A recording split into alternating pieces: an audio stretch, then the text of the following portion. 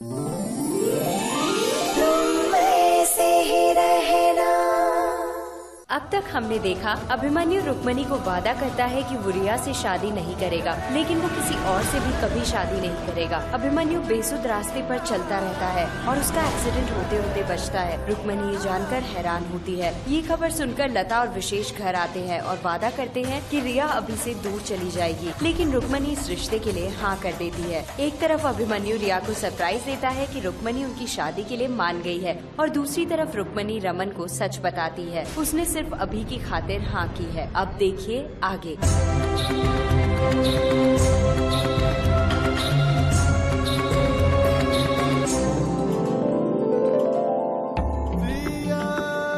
अभी अब तुम देखना, मैं आंटी को इतना प्यार दूंगी कि एक दिन वो मुझे अपनी बेटी से भी बढ़कर मानेंगे। I promise. रिया, मुझे विश्वास है कि बहू बनकर एक दिन तुम माँ का दिल जरूर जीतोगी। मैं रिया को अपनी बहू के रूप में कभी नहीं स्वीकार करूंगी। वो अभी की पसंद रहेगी, मेरी नहीं। ये मैंने जो कुछ भी फैसला लिया ना देवर साहब, ये दिल से नहीं, दिमाग से लिया है, दिमाग से। या यूं कहिए, मुझे लेना पड़ा है। एक बेटे को तो मैं खो चुकी हूँ, दूसरे को नहीं खो सकती। मैं उस लड़की रिया को अपने घर की बहू बनाकर उसे यहाँ जरूर ले आऊंगी। एक माँ को उसके बेटे के खिलाफ करना कितना भारी पड़ता है, ये उसे शादी के बाद ही पता चलेगा। बहुत पछताएगी वो लड़की। पराया खून तो पराया होता है देवर साहब। जो लड़की इस घर में आने से पहले माँ बेटे के बीच तकरार करवा सकती है, उसके साथ दिल का नहीं, दिमाग का इस्तेमाल करना होगा। महेश्वरी सदन की बहू बनना इतना आसान नहीं, ये बात उसे शादी के बाद ही पता चलेगा। देवरसा, अच्छा हो या बुरा, समय जो है ना वो कभी एक सा नहीं रहता। आप देखिएगा, सब होगा हमारे अनुसार, बस समय का इंतजार करना होगा। अब जो कुछ भी हो रहा है ना, उसे होने दीजिए। खुशी खुशी ये सगाई की तैयारियां कीजिए। हाँ सार्थक। माँ, अभी की एंगेजमेंट तो कल है, पर कल तक पिंकी, किरण और देव घर नहीं लौट पाएंगे। तो ठीक है, एक काम करो ना, किरण को फोन कर दो और कहो कि कल शाम तक वो लोग सब वापस आ जाए। वैसे भी एथलीट मीट का कल आखिरी दिन है। ठीक है। अब माँ, एक अनुमति लेनी है। बोलो। कल हम सब डांस, मेरा मतलब कुछ नाच गाना करना चाहते हैं।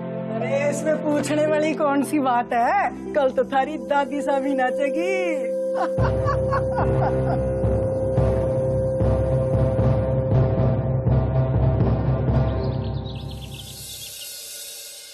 सुनिए। हाँ? ये देखिए, आज मैं गोल मार्केट से सारे फ्रूट्स, ड्राई फ्रूट्स और ये टोकरी ले आई हूँ, और मिठाइयाँ भी। कैसी लग रही है? हाँ, बहुत अच्छी लग रही है। बिना देखे? अरे लता, मैं कब से दीदी का नंबर ट्राई कर रहा हूँ, लग ही नहीं रहे। कैसे लगेगा? दीदी कच गई हुई है ना, भूल गए? जब दीदी लास्ट टाइम कच गई हुई थी तो बता रही थी ना कि वहाँ पे जगह जगह पे नेटवर्क प्रॉब्लम है। अब बिल्कुल टेंशन मत लो, दीदी को जैसी टाइम मिलेगा ना वो तुरंत हमें कॉल करेगी। काश वो ये फंक्शन अटेंड कर पाती बस। अरे कर लेंगी। अच्छा अब तो देख के बताओ कैसा लग रहा है सब? अच्छा लग रहा है। Hello everyone, hello, listen. Okay, अब आपके सामने आएंगे आज के हीरो और हीरोइन, वो दो खास लोग जिनकी जिंदगी आज एक होने वाली है। Please welcome Abhimanyu and Riya.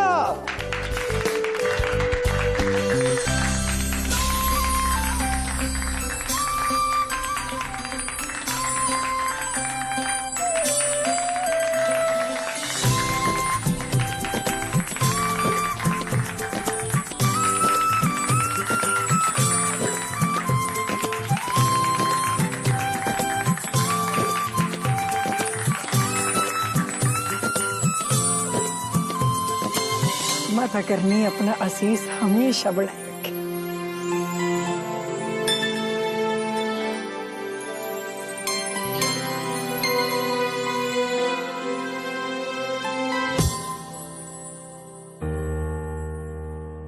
Aunty जी, हम चाहते हैं कि आप अपने आशीर्वाद के साथ साथ हमारी सारी भूल माफ कर दें। आज से तुम दोनों मेरे माफी के नहीं,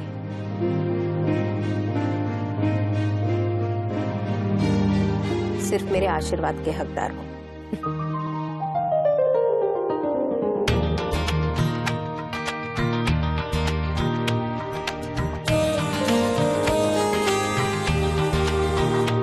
जीते रहो, खुश रहो।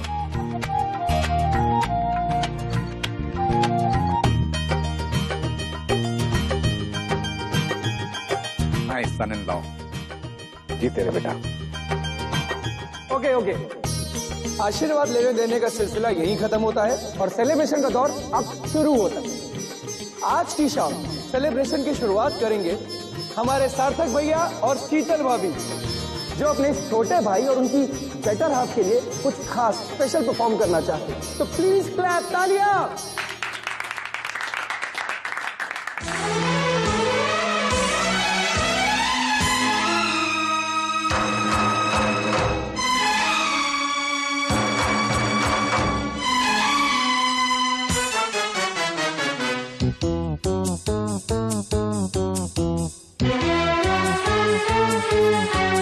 वाह वाह राम जी, जोड़ी क्या बनाई,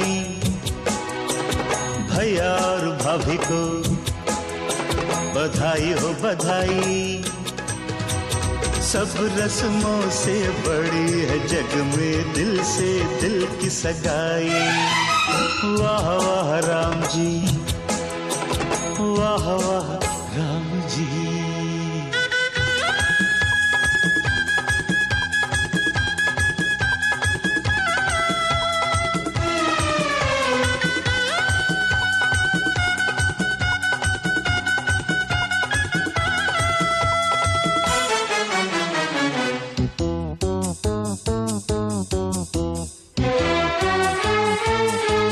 मेरे भैया जो चुप बैठे हैं, देखो भाभी ये कैसे ऐठे हैं। ऐसे बड़े ही भले हैं, ऐसे बड़े ही भले हैं, माना थोड़े मन चले हैं, पर आपके सिवा कहीं भी न फिसले हैं। जैसी मैंने मांगी थी वैसी भाभी पाई, सब रस्मों से बड़ी है जग में दिल से दिल की सगाई। वाह वाह राम जी। मिसेस बजाज, ये रिया है, अभी की होने वाली पत्नी और मेरी होने वाली बहू। और मिसेस शर्मा को तो तुम जानती हो। खुश रहो भाई, बहू तो बड़ी सुंदर है, जाहिर है आपने पसंद करी है तो कामकाज में भी निपुण होगी। पढ़ी लिखी तो है ना? हाँ हाँ बिल्कुल, डॉक्टरी की पढ़ाई की है रिया ने। डॉक्टरी? अरे रुक्मणी, आपको तो घर सजाने वाली बहू चाहिए थी ना, फिर ये चीर फाड़ और सुई लगाने वाली बींदड़ी कैसे पसंद कर ली? नहीं नहीं मिसेस शर्मा, आपको गलत फहमी हो रही है। रिया वो वाली डॉक्टर नहीं है जो अस्पताल में मरीजों का इलाज करे। इसने बस डॉक्टरी की है, पीएचडी, पढ़ाई लिखाई बस। तो वैसे भी शादी के बाद ये सब छोड़ देगी। क्यों नहीं, आजकल घर संभालना कोई पीएचडी करने से कम थोड़ी ना है।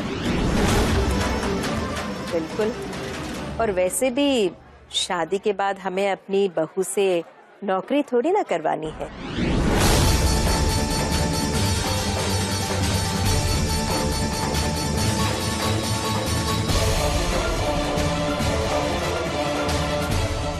ये तो बस ऐसे पढ़ने का शौक है, इसलिए पीएचडी कर दिया। तो ठीक है।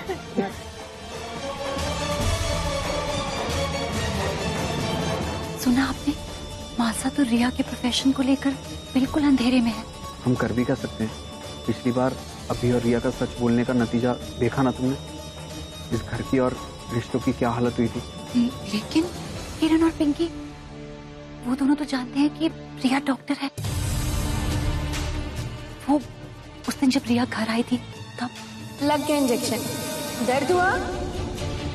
तो फिर आप इतना डरते क्यों?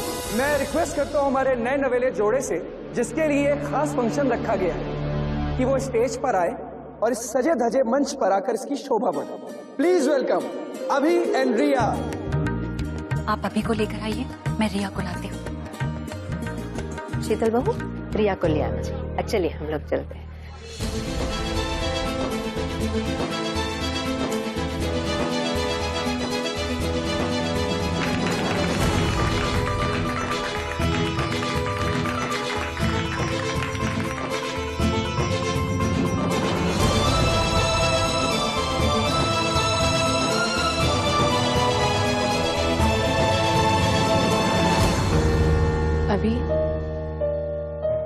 अभी आंटी जी को मेरी एमबीबीएस डॉक्टर वाली बात नहीं पता। वो अभी भी सबको ये कह रही है कि मैं पीएचडी वाली डॉक्टर हूँ। क्या बात कर रही हो? अभी क्या नहीं कैसे? I mean, इतनी बड़ी कंफ्यूजन कैसे हो सकती है? I mean, how is this possible? किसी ने उनको अभी तक ये बात बताई क्यों नहीं? किरण और पिंकी को तो पता है ना कि मैं डॉक्टर हूँ।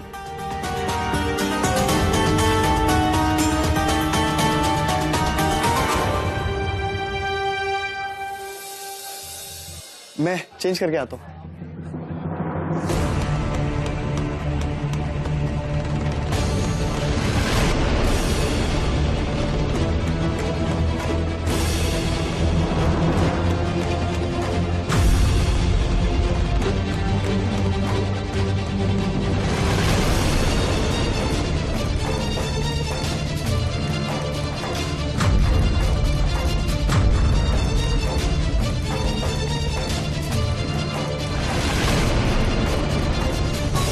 हे भगवान, ये दोनों अब क्या होगा?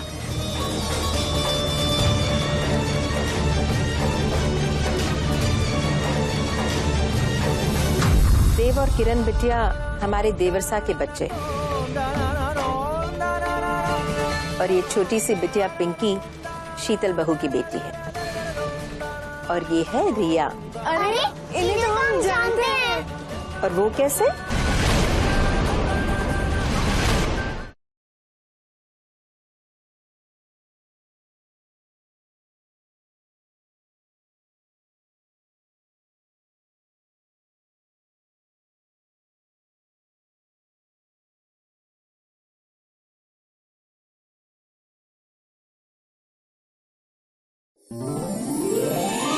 तुम ऐसे ही रहना। हे भगवान, ये दोनों अब क्या होगा? कहीं इन दोनों ने आशा के सामने रिया के डॉक्टर होने वाली बात का जिक्र कर दिया तो? हे करनी माता, अब क्या होगा?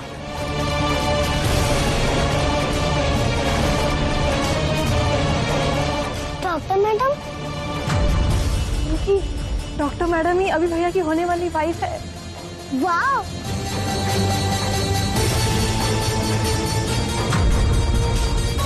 इन दोनों को कैसे भी रोकना पड़ेगा।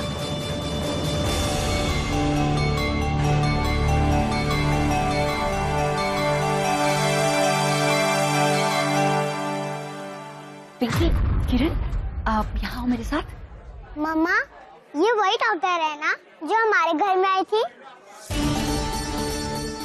हाँ। बहुत अच्छी है। मैंने कान्हा जी से प्रे की थी कि ये मेरी चाची बने। मुझे ऐसी ही चाची चाहिए थी। और देख, कान्हा जी ने तेरी प्रार्थना सुन ली, बन गई वो तेरी चाची।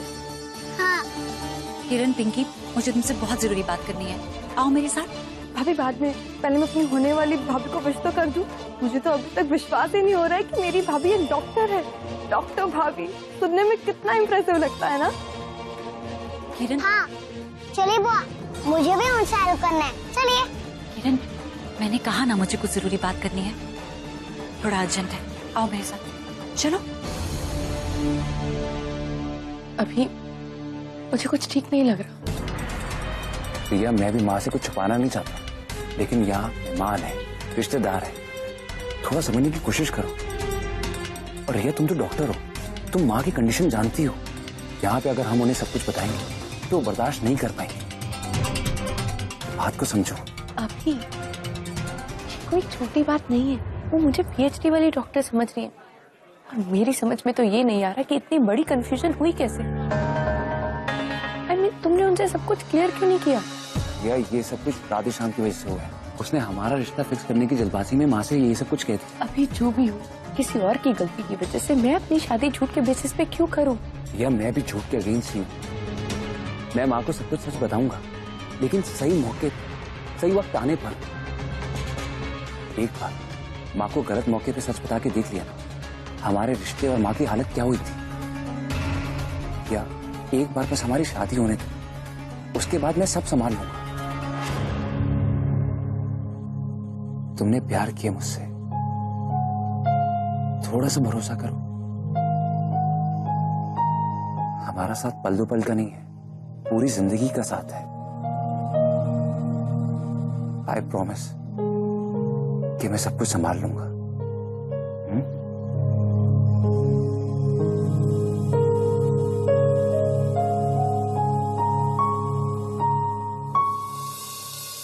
क्या रिया भाभी एक डॉक्टर है और ये बात किसी को नहीं बतानी? पर क्यों? देखो किरण, पूरी बात मैं बाद में बताऊंगी। तुम दोनों चाहते हो ना कि रिया इस घर में आए? हाँ। तो फिर प्रॉमिस करो कि रिया के डॉक्टर होने की बात तुम दोनों किसी को नहीं बताओगे। प्रॉमिस। प्रॉमिस। गुड। चलो आप जल्दी से तैयार हो जाओ। चलो। विशेष जी, आपकी बेटी यहाँ कौन से कॉलेज में पढ़ती थी? मेरा मतलब है यहीं जयपुर में या कहीं बाहर? इधर ही, जयपुर में ही। वो जी, मुझे आपसे कुछ बात करनी थी। आप बोलो बोलो बेटा। अब यहाँ सबके सामने नहीं बता सकता। आप प्लीज मेरे साथ आइए। ओके।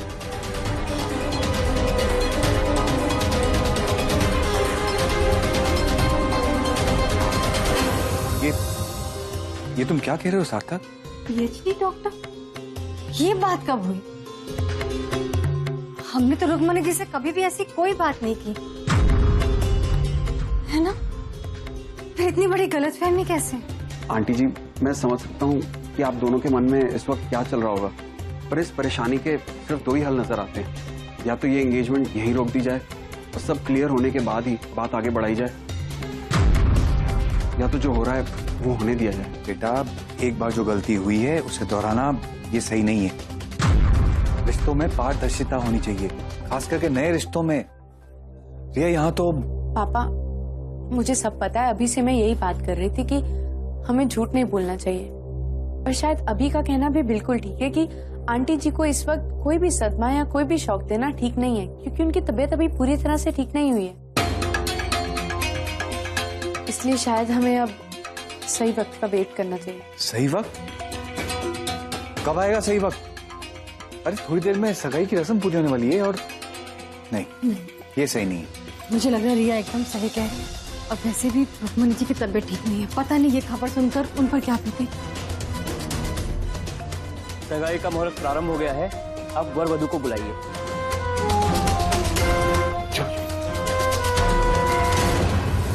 देव और किरण बिटिया हमारे देवरसा के बच्चे हैं, और ये छोटी सी बिटिया पिंकी शीतल बहू की बेटी है, और ये है रिया। अरे इन्हें तो हम जानते हैं। और वो कैसे?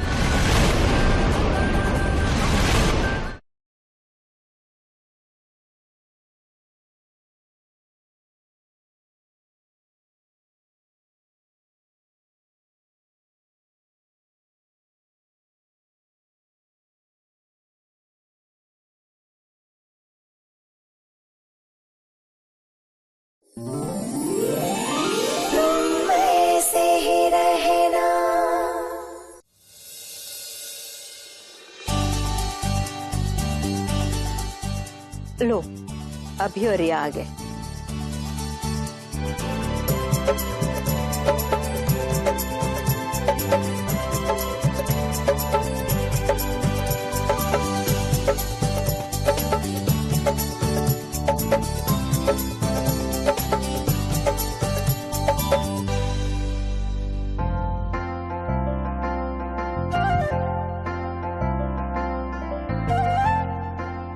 कैलाश, लाखों में एक जोड़ी है,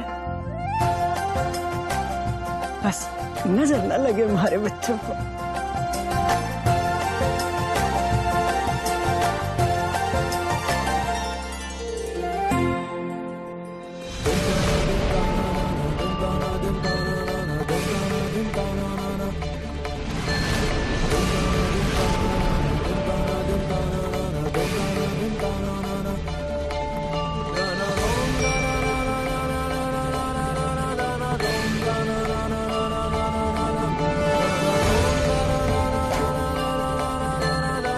रिया बेटा,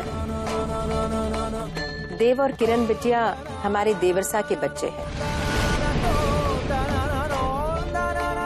और ये छोटी सी बिटिया पिंकी शीतल बहू की बेटी है, और ये है रिया। अरे इन्हें तो हम जानते हैं।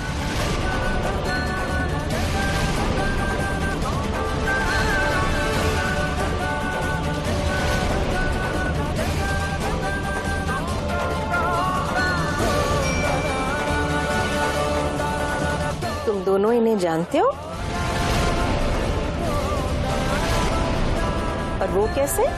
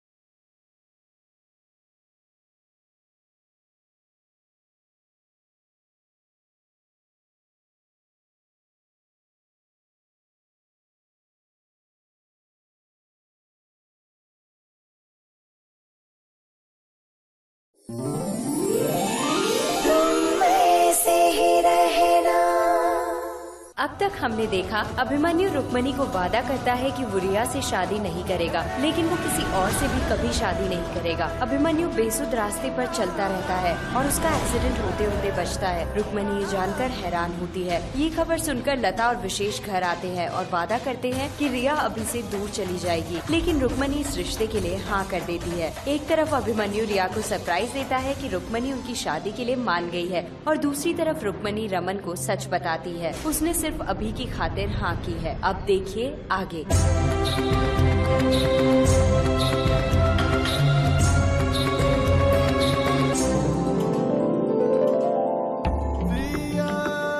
अभी अब तुम देखना, मैं आंटी को इतना प्यार दूंगी कि एक दिन वो मुझे अपनी बेटी से भी बढ़कर मानेंगे। I promise.